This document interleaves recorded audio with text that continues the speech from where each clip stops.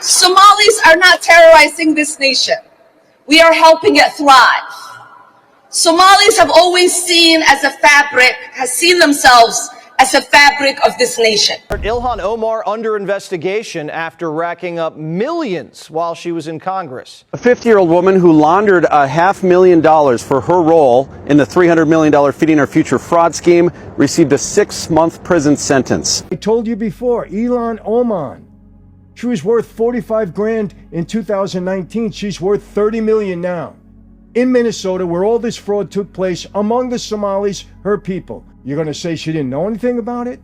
The political atmosphere in the United States has once again taken a dramatic and deeply polarizing turn as Ilhan Omar reportedly found herself at the center of a storm following an interview that quickly unraveled after remarks perceived by critics as controversial and to some deeply troubling, especially in the context of rising tension and heightened rhetoric surrounding Trump, with the situation escalating into a broader conversation about political language, media responsibility, public perception, and the fragile line between free expression and statements that can be interpreted as threatening or inciting. As viewers, commentators, and political opponents rapidly took to social media platforms and news outlets to dissect every word, every tone shift, and every implication embodied in this exchange, creating a whirlwind of reactions ranging from outrage and condemnation to defense and contextual clarification, while the abstract end of the interview itself only fueled speculation, with some arguing that it was a necessary step to prevent further escalation and others insisting it reflected a growing intolerance for different or uncomfortable conversations in modern media spaces. And as the story continues to develop, it highlights the increasing volatile intersection of politics, media, and public discourse in an era where moments like this are amplified instantly across the globe, shaping narratives, influencing opinions, and deepening divisions, all while raising critics' questions about accountability, intent, and the role public figures play in shaping the tone of national and international conversations in times of uncertainty and tension. Anyway, guys, welcome back to my channel. Welcome back to Cloud Pause, and I'm so happy to have you all here. If you're new here, please do not forget to like, subscribe, and drop a comment in the comment section. Please do not forget that all rights remain to the original creators of these clips I attached to this video. Please do not forget to like, subscribe, and drop your comment, because I really want to know what you all think about this whole topic. Let me know what your insight is about this, and please sit back while I let the rest of the clips play out, because I have a lot of clips that I've gathered for you all right now. Let me let the rest of the clips play out, then I come back and we talk about this some more. Let's watch.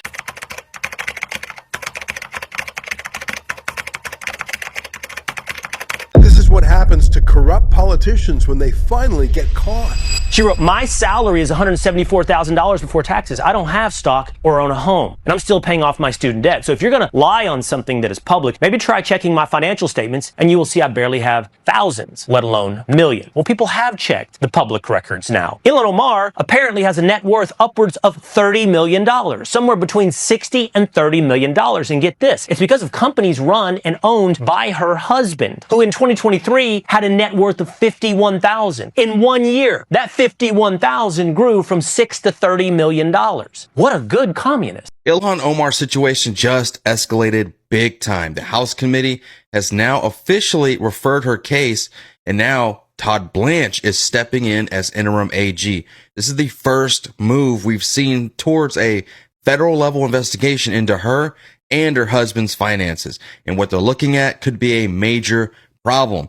Listen closely to the massive dollar amount, because this is what triggered the referral. Take a look. What's the old saying? Follow the money? Well, that's precisely what the House Oversight Committee is doing. They are probing squad member Ilhan Omar's skyrocketing family wealth, Jesse, especially in the wake of that $9 billion, some would argue $19 billion, Somali social services fraud scandal that exploded in her district in Minnesota. The Oversight Chair, James Comer, says his team's lawyers are exploring the extraordinary step of subpoenaing Omar's spouse House over his curious business practices? Republicans want to know how the Somali-born Omar and her politically connected husband, Tim Minette, went from being nearly broke to being worth around $30 million in just a year, according to her 2024 disclosure. Did you hear that? 30 million in 1 year. That's not normal, not even close to normal. Most people, even top earners, don't touch that kind of money legitimately, which is exactly why this got flagged. And look, it just gets worse from here. Quoting Comer now, there are a lot of questions as to how her husband accumulated so much wealth over the past 2 years. It's not possible. It's not. And he's a money guy.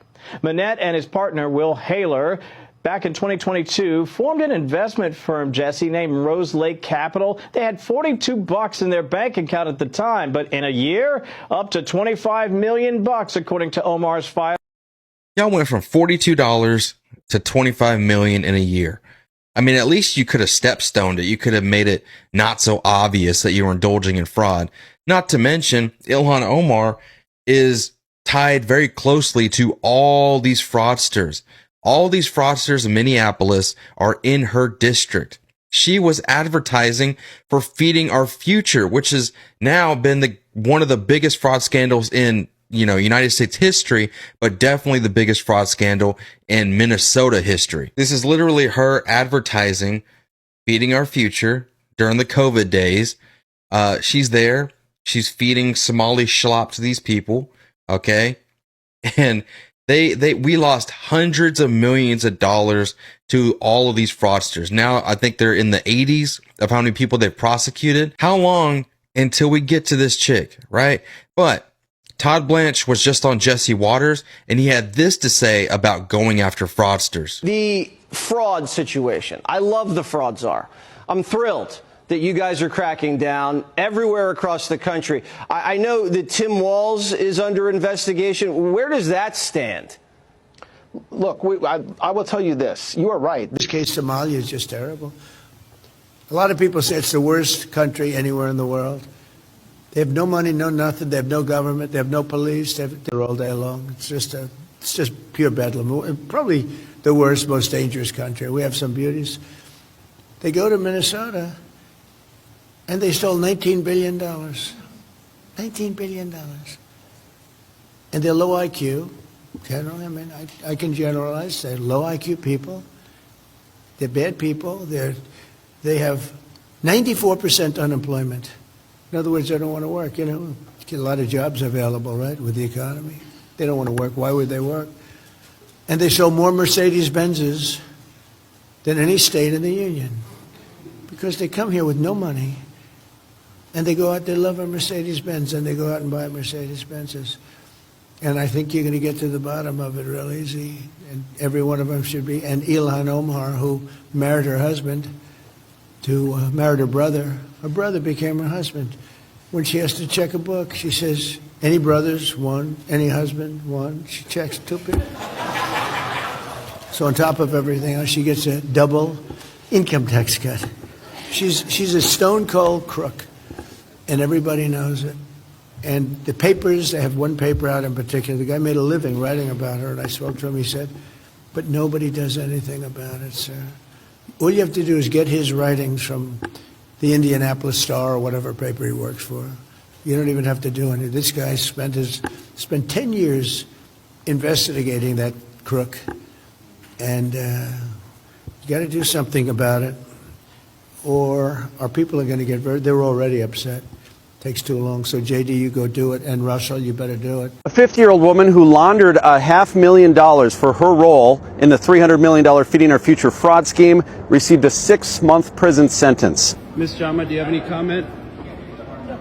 Judge Nancy Brazel said that Zamzam Jama was one of the least culpable defendants, and she doesn't think that she'll see Jama back in federal court for another crime. Jama was part of a family fraud operation that 6 members of the Jama family ran out of Brava Restaurant and Cafe in Rochester, Minnesota. Zamzam's older siblings owned the restaurant. They were connected to Salim Saeed of Safari Restaurant, one of the worst offenders in the whole case. In all, the Jama family stole a total of $5.6 million, claiming to feed 1.7 million meals out of their tiny restaurant in 2020 and 2021. Did you not realize it was all a fraud scheme, ma'am?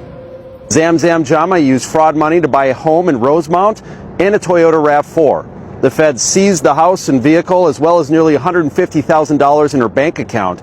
She is ordered to pay back $491,000. The other 5 Jamas haven't been sentenced yet, but they are looking at a lot more prison time. I'm Lou Ragoose. Follow for more news. Let me say to this to the federal agencies and the ICE.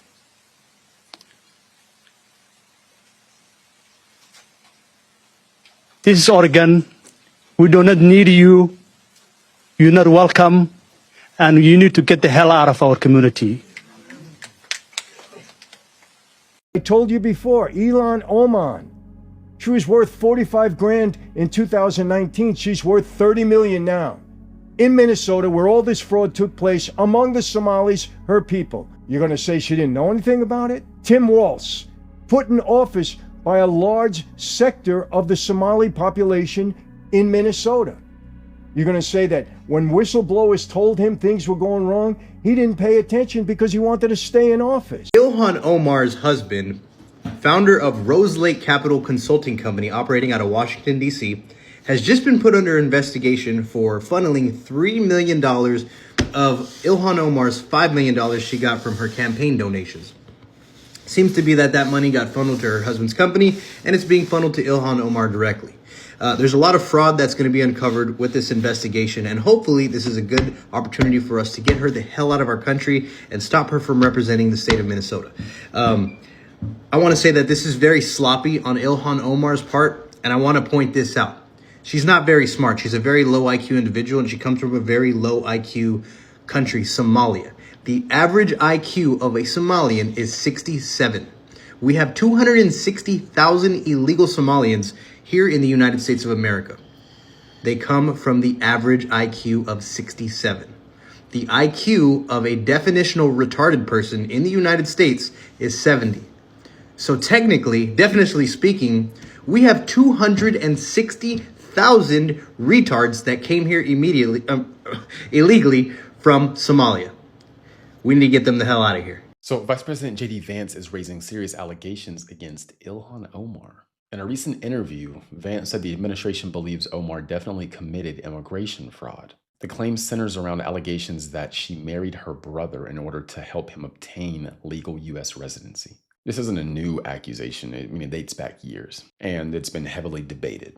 Omar has reportedly denied the claims, as you would expect. She's called them false and offensive. And multiple fact checks have said that no conclusive public evidence proves that allegation. But here's what's new. Vance says the administration is now looking into potential legal remedies, including investigation and even denaturalization. So far, no formal charges have been filed, but the fact that it's being revisited at a high level signals a shift. And when he said it, he seemed fairly confident, which was interesting to me. I know a lot of you guys want her gone. So I will keep you up to date as that progresses. Make sure you follow my newsletter. The link to that is in my profile. So click that link, drop your email in, hit subscribe, and you'll start getting the updates when I send them out every morning. That's it for now. I'll see you in the next one. Now, the thing is, as the situation unfolds in real time, it sparks a massive wave of reaction across media platforms, political circles, and the general public, with some voices expressing outrage and demanding accountability, while others rush to defend her, arguing that her words were being taken out of context or exaggerated for political gain. And this clash of interpretations quickly transformed what might have been a routine political exchange in a national talking point that once again exposed the deep ideology or ideological divisions shaping modern American discourse. While every statement made by a high-profile figure is scrutinized, dissected, and often weaponized in a broader battle for narrative control, and as clips of the interview began circulating online, the ignited fierce debate over the boundaries of free speech, the responsibility that come with holding public office, and the extent to which rhetoric, whether international or misinterpreted, can contribute to an already tense and polarized environment. While the decision to cut the interview short only added another layer of intrigue and controversial, with some interpreting it as a necessary intervention to prevent further escalation and others viewing it as a form of media overreach or censorship that stifle upon dialogue. And the midst of this unfolding drama, political analysis, commentators, and everyday citizens alike found themselves drawn into a wider conversation about tone, intent, and consequences in an age where a single moment can dominate headlines and a social feed within minutes, shaping perspectives or perceptions not just domestically but globally. And a discussion continued to spiral. The incident became emblematic of a much larger issue and the increasingly fragile nature of political communication in a digital era where nuisance is often lost, emotions run high, and the line between criticism and pervasive threat can become dangerously blurred, forcing both public figures and media institutions to navigate an environment where every word carries weight, every reaction fuels momentum, and every controversy has the potential to redefine reputation, influence public trust, and further deepen the already widening divide in political and social perspectives. All while audiences watch closely, forming opinions, closing eyesight, and contributing to a circle that shows no sign of slowing down as the story continues to evolve and ripple across the entire ever connected world of modern media and politics. Well, right now, this whole thing is really alarming because sometimes, when things get out of hand like this, it takes so much for us to get back to, or for it to get back to the way it was. And right now, this whole investigation thing happening, it's not just her who is under investigation, because a lot of people, the news has been taking it up that, oh, Ilhan Omar is under investigation and all that. And right now, news has also taken it up that not just is she under investigation, her husband is also under investigation, allegedly, for the whole fraud thing happening and all that. And right now, it's getting people talking. How people will say people in office have to be careful, because when you're in office, everything is a headline, right? Everything you do, everything you say, whatever your actions, everything, it gets down to headline, and people begin to ask questions. And of course, when the public begins to ask questions, a lot of answers are going to begin to fly, whether it's true or false or whatever it is. Answers will start flying up, and it's really important for us to understand that when you are in a public setting, or you're in a public office, you should try as much as you can to avoid any kind of scandal, any kind of thing that drags it up. And right now, I actually believe that because right now people are asking, taxpayers are asking, okay, we need to get answers. We want to understand what happened. We want to know how everything was handled, or why this whole thing is happening, right? And right now, you are saying they do not have to ask questions, or they do not have any right to ask you questions. Why don't they have right to ask questions? This is their money. This is the money from the tax that hardworking Americans work hard to earn this money and pay their taxes. And now they are asking questions and asking you for how to prove working, or show documents or something to prove that, okay, this allegation is false or something. But you are insisting that they do not have any right to ask questions. Well, guys, just let me know what you think, because right now, everyone has different opinion about this. Some people are in support and some people are opposing it and all. Just let me know what you all think. Please do not forget to like, subscribe, and drop a comment in the comment section. I want to know what you think about all this. I want to know what you think about the topic. I want to know what you think about what is really going on right now. Okay, if you're new here, please do not forget to stay with us. Okay, don't forget to subscribe to this channel, because here we talk about things that people hardly talk about, and we throw more light into hidden topics and things that people do not want to shed so much light into. Alright, so please do not forget to like, subscribe, and drop your comments in the comment section. Alright, so these clips remain to the original creators of the clips. Okay guys, thanks so much for watching this one, and I will see you in the next. Bye.